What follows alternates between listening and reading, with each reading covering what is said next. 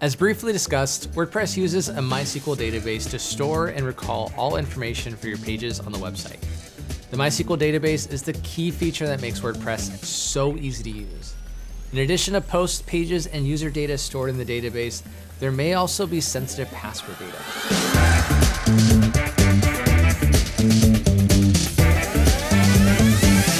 In the same resource from the previous lesson is a database protection section.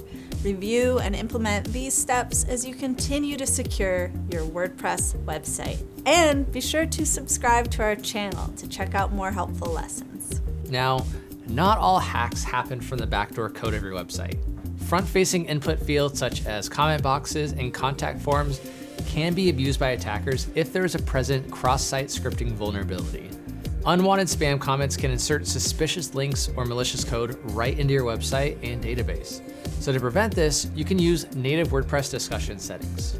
Good news is that WordPress provides a way to set restrictions like requiring the commenter to be logged in to comment or hold the comment for moderation. Additionally, the Akismet plugin that comes pre-installed with every WordPress install will also work to combat spam. Activate that plugin or one similar to set up spam filtering. Exactly. Plugins like Akismet flag comments with long links or suspicious language and will hold them in a spam folder or delete them based on your settings. In the discussion settings of WordPress, you can also close down commenting on blog posts after a set period of time to keep spammers from abusing the URL with bots. Another option is to approve all comments before they are published. In the discussion screen, you can even list keywords to never allow in the comments to further protect what is submitted. For form fields, it is highly recommended that you enable CAPTCHA on anything with an input field on the website, and that will aid in the prevention of bot submissions. There are several types of CAPTCHA, like the classic puzzle to solve to confirm you are not a robot, which drives me crazy, and other variations that are less cumbersome for the user. I wish I could do the actual robot dance You can. You see on the streets. But anyways, as we mentioned before, SQL injection is a website security vulnerability that allows hackers to access and control the website's database.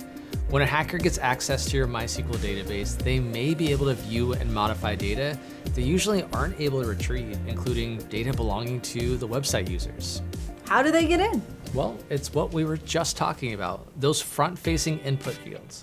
So attackers find vulnerable input fields on the website's forms and insert content via an SQL query. So after the attacker sends this content, malicious SQL commands execute in the database.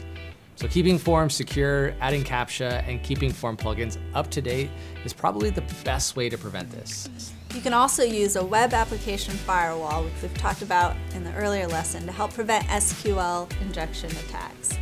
Work with your web host or purchase a firewall solution like GoDaddy Website Security to set up your web application firewall.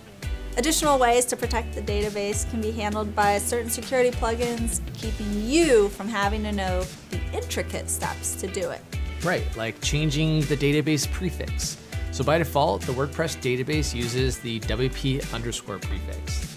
And as with all standard WordPress settings, this is a known open window to your site. Chances are your website developer or Managed WordPress hosting may have done this for you. Managed WordPress hosting tends to create databases without this prefix, so it's not a concern, and you may not need to adjust anything.